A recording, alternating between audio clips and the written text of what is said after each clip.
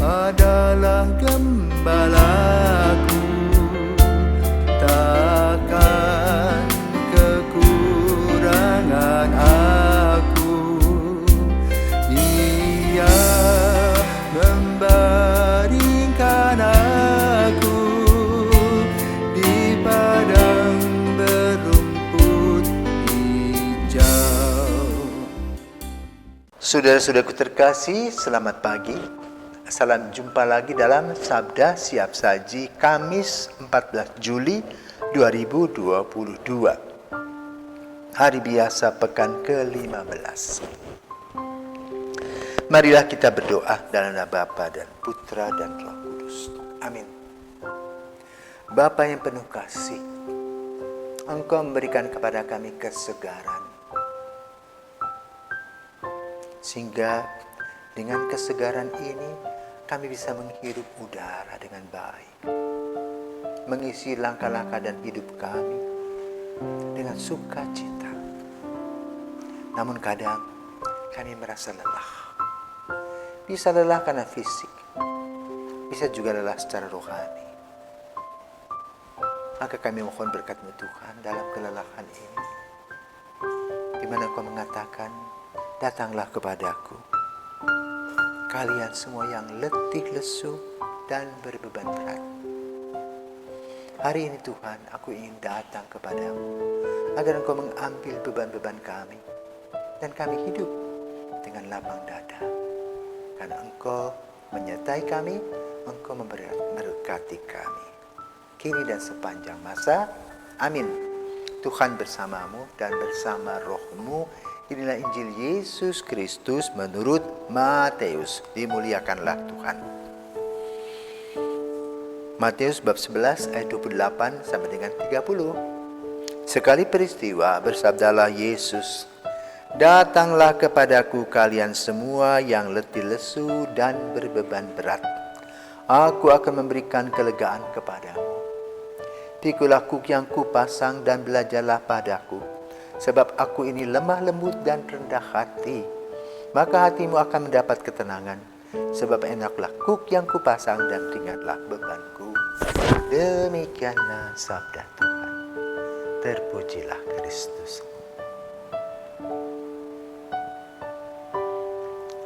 Satu kali ada seorang anak muda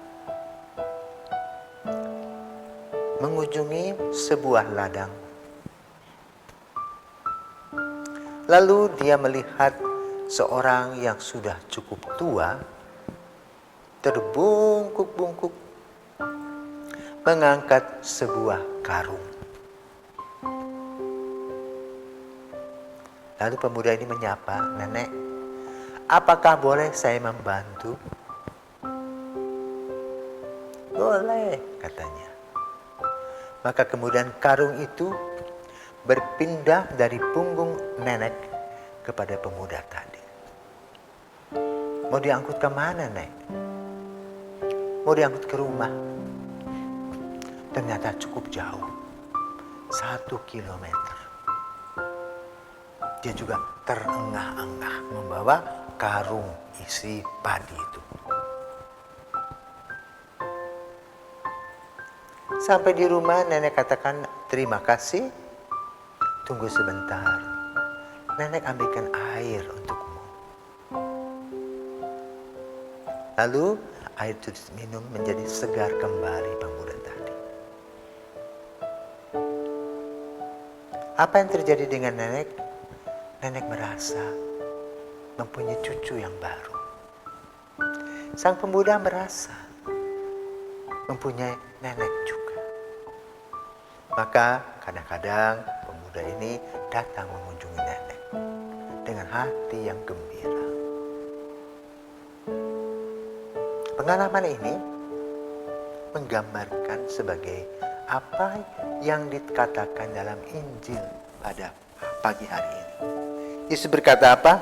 "Datanglah kepadaku kalian semua yang letih lesu dan berbeban berat." Apa bedanya beban tadi yang diangkat dan diangkut oleh nenek dengan yang dikatakan Injil. Beban yang dilakukan, yang dialami oleh nenek tadi, itu beban secara jasmani. Maka sang pemuda bisa membantu beban jasmani tadi agar nenek menjadi lebih ringan. Dan bagaimana dengan kata-kata Yesus? Yesus berbicara tentang keletihan dan kelemahan, baik secara jasmani maupun secara rohani. Sering pengalaman atau hidup rohani mengganggu hidup jasmani. Misalnya orang takut, cemas, khawatir, dikejar-kejar. Contoh, dulu pernah ada satu orang membunuh.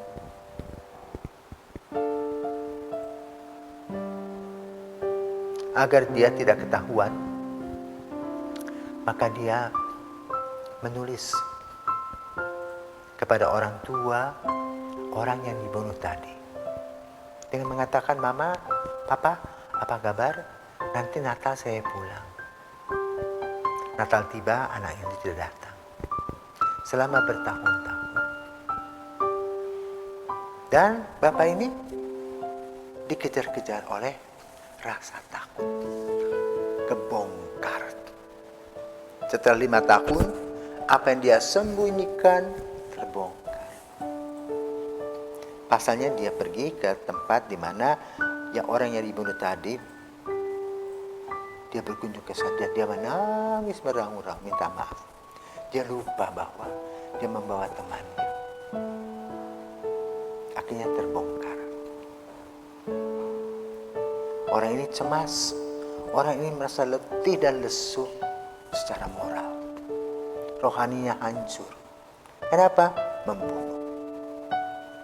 Maka pada hari ini kita diajak untuk merenungkan tadi keletihan jasmani dan rohani. Keletihan jasmani bisa karena tadi kasusnya nenek mengangkut barang, tetapi juga keletihan jasmani bisa berupa penyakit, COVID misalnya, batuk, pilek. Kalau orang batuk terus, berbunyi terus, sehingga tidak bisa tidur, apa yang terjadi dengan paru-parunya terganggu karena mengalami goncangan. Ini keletihan jasmani. Maka perlu obat, perlu istirahat. Yang berat adalah beban rohani. Seperti tadi yang membunuh itu. Dia dikejar-kejar oleh rasa bersalah. Nah, yang paling berat saat ini adalah orang tidak lagi merasa berbuat salah. Meninggalkan Tuhan tidak rasa salah. Menyakiti orang tidak rasa bersalah. Misalnya dalam keluarga, suami atau istri berselingkuh, mengikuti zaman dengan mengatakan, makan kangkung aja ya bosan, aku sekarang makan toge. Dan tidak rasa kebal dan bebal. Inilah yang terjadi. Keletihan moral tidak dirasakan, tetapi merusak seluruh kepribadian, merusak seluruh aktivitas. Kenapa? Dia dikuasai, dia dikungkung oleh hal-hal yang negatif. Sama seperti seorang peminum. Semakin minum, makin enak. Tetapi juga karena itu air kata-kata, maka kata-kata itu keluar terus mabuk. Orang tidak sadar. Nah, di sini saudaraku terkasih, keletihan, kelesuan secara moral tidak dirasakan secara rohani. Maka lalu ketika Tuhan datang menjemput pada akhir hidup kita, baru kita kaget. Ada sesuatu yang sudah hancur lebur.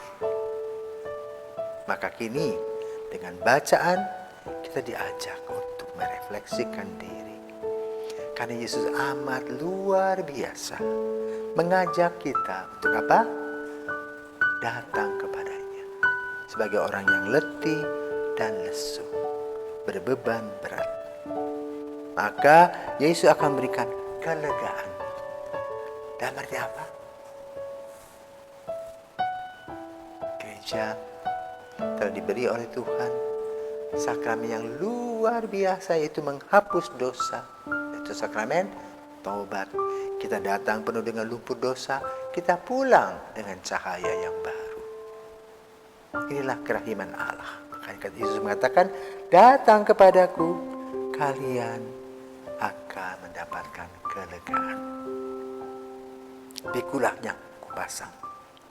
Jadi kalau kita diberi kuk oleh Yesus, harus kita pakai, kita gunakan. Contohnya apa? Seseorang ditugaskan di tempat yang dia tidak suka, tapi dia harus taat, maka dia harus pergi. Apa hasilnya?